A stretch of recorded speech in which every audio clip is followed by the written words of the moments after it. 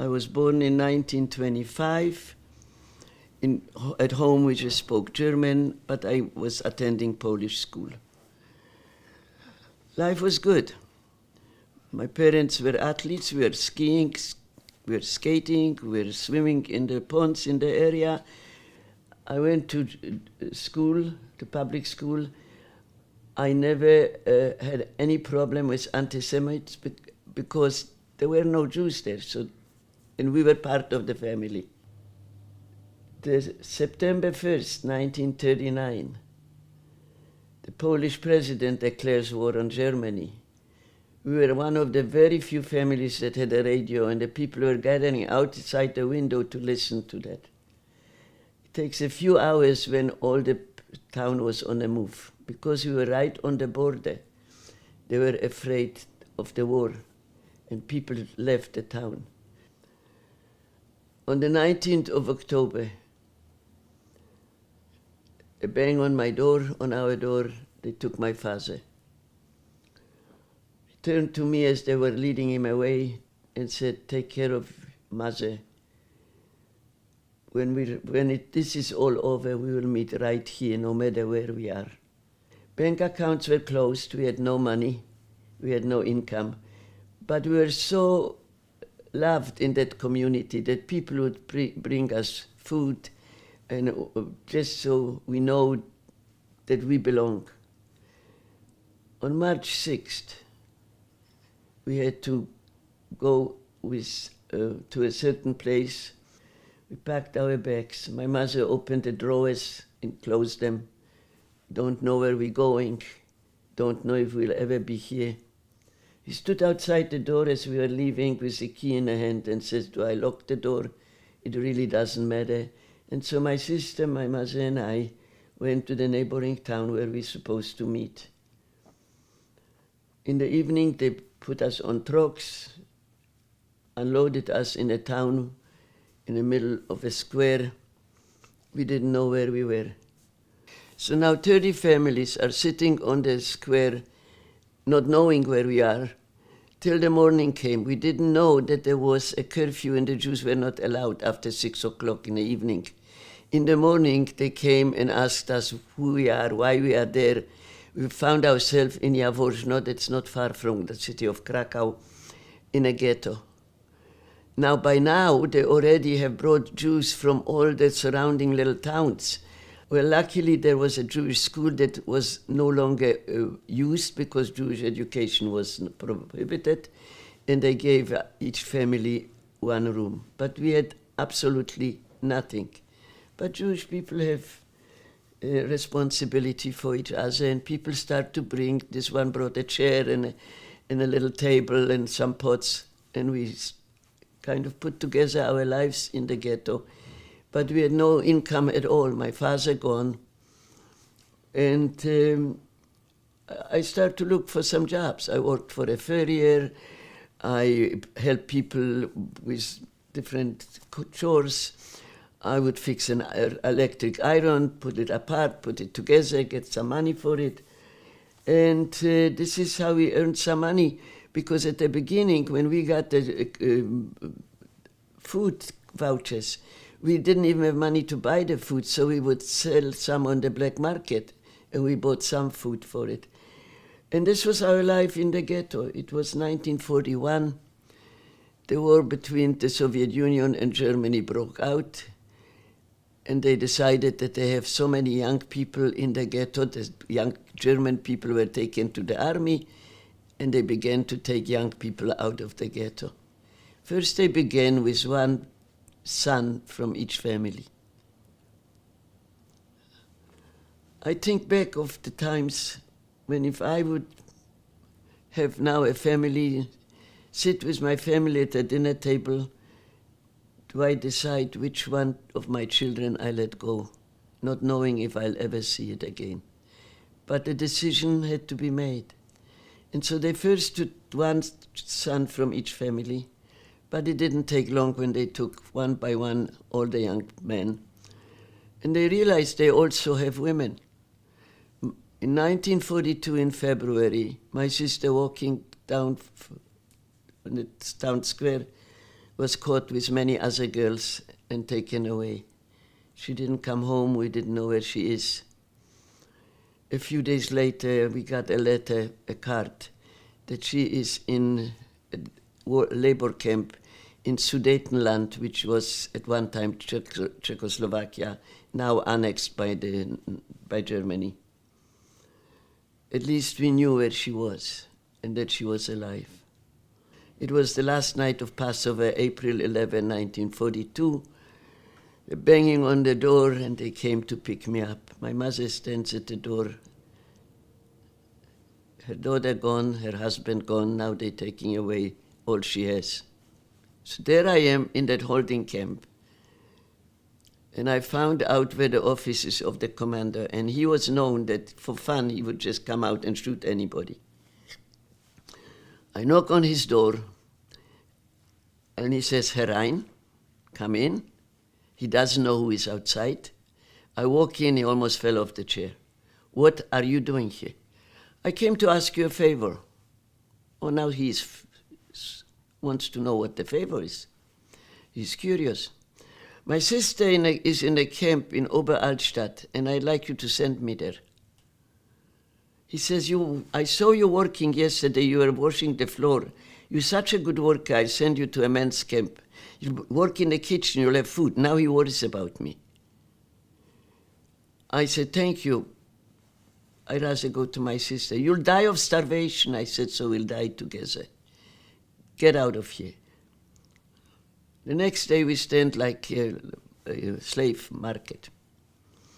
He walks in the front of the girls, 10 here, 20 here, walks past me and continues, excuse me, I ask you to send me to my sister. Step out. I did. I don't know if he shoot me or anything. And he put me in a group, and we were put in train. We arrived in a camp. I arrived in a factory, and it was evening, and the girls were coming from work, covered in dust, with a little bowl waiting for their soup. That was all the meal they would get. The units, they were standing with a horsewhip and hit everyone that wouldn't stand properly in the line. And that's when I realized where I found myself. But the worst thing was that I wasn't in my sister's camp. But in the morning I found out that we are going to be distributed to camps where the girls got sick and they're sending them back and we are replacing them. Now I'm looking for the camp commander where my sister was. I found her and I said, my sister is in your camp. And she said, are you Gerda? Yeah, how do you know? Because your sister, remember that by that time was work, it was not a concentration camp. It was a labor camp. So my sister was doing her manicure, and every time she spoke to her, she says, if you go bring more girls, look, my sister might be among them. She says, I know, because Hannah told me that I should look for Gerda. Gerda is a very Germanic name. It's not hard to remember. And that's why I ended up in the same camp as my sister. When you had somebody, a sister, a cousin, you had someone to live for. The same summer, they deported the whole town to Auschwitz. My mother was on the truck.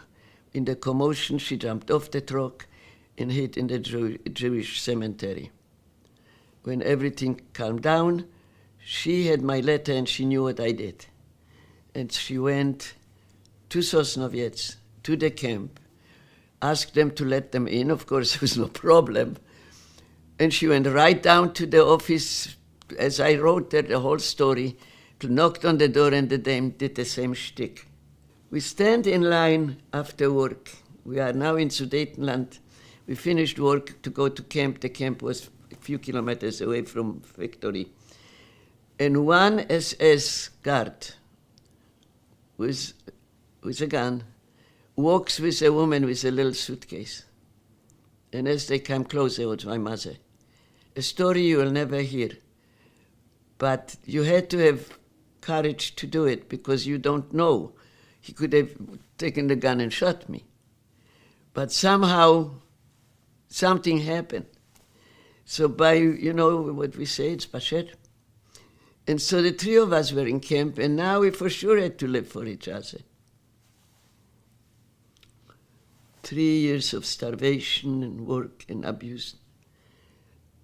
The commander of our camp came to the factory and saw me in the machine shop. And slowly and slowly, every time he found an occasion, he would beat me up. One day I was not ready to go back to camp. I went on the windowsill, opened the window and wanted to jump out from the third floor in the factory, and a girl pulled me back on my skirt, or I wouldn't be here. Now the war is coming to an end.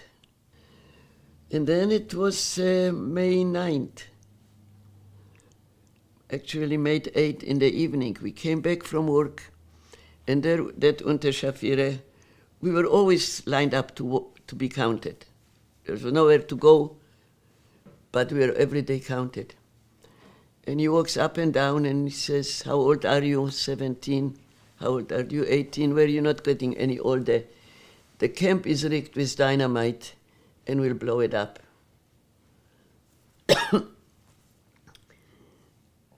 Now we went to the barracks and we sat in silence 3 long years.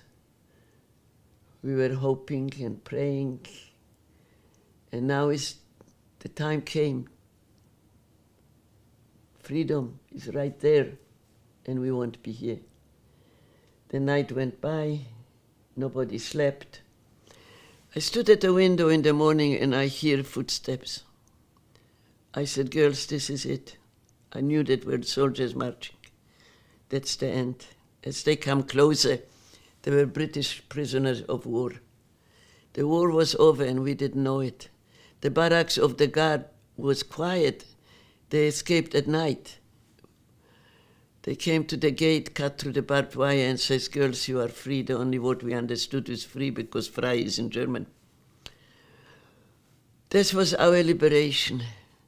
1,000 women. We were free.